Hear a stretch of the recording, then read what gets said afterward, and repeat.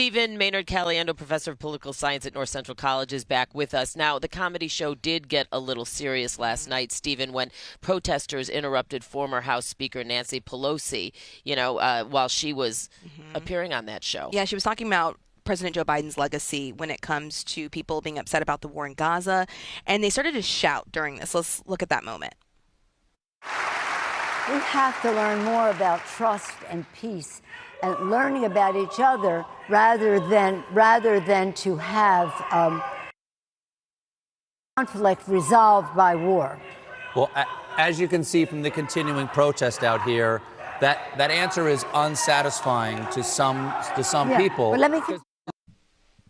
This is obviously a very divisive subject. It's also taken center stage here in Chicago during the DNC. We have these contrasting things of what's going on inside and outside with the protests, but we also saw some interruptions during President Joe Biden's speech, too. But Colbert, though, during the show was very respectful of his audience, saying instead of, making a joke or dismissing the protesters, he acknowledged, well, this answer is not sitting well. So in your opinion, how do you feel that this crisis moving forward beyond this week could impact the election and how voters vote? Yeah, I was really impressed, I should say, by how Stephen Colbert handled that, because as you pointed out, Dane, it would have been very easy for him in his nature to sort of make a joke about it. I'm sure he had a couple in his head that he could have rattled off, but this is a very serious issue. And I'm as a political scientist, I'm happy to see this dialogue, right? I mean, there's not a lot of space on the podium because you want a unified message, so there's not space for those kind of messages on the podium.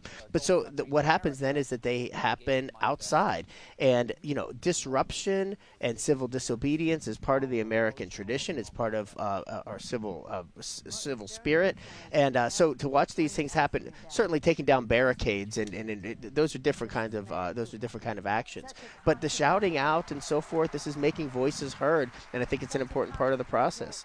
So I'm happy to see those things happening. So also on the show, the current speaker, Hakeem Jeffries, he was questioned about pushing or asking Biden to step out of the race. Is this a question that we're going to continue to hear, or a topic that we'll continue to see after this, or how do Dems move on from this? That's a great question, Adriana. I think, look, they want to move on from it for sure because it's a distraction. The decision's been made, so how they got to it probably doesn't matter from the position of folks in this building. But I think Republicans have a lot of questions about it. I think it's a way for Republicans to argue that things aren't on the up and up, and that plays into a narrative, particularly about the Bidens and the Biden family, that works well with their base.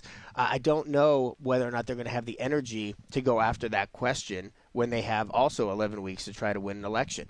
We talked about the 25th Amendment over the last couple of weeks. In other words, Republicans are saying if Joe Biden can't run for president, maybe he shouldn't be president right now, or is he even acting as president? And so I don't know, are they going to be able to fight that on two fronts when they have a campaign to look forward to and that really matters to them for the future? But it's a narrative that if they think works well, we'll continue to hear about. All right, Professor Stephen Maynard Caliendo, thanks so much. We'll see you later.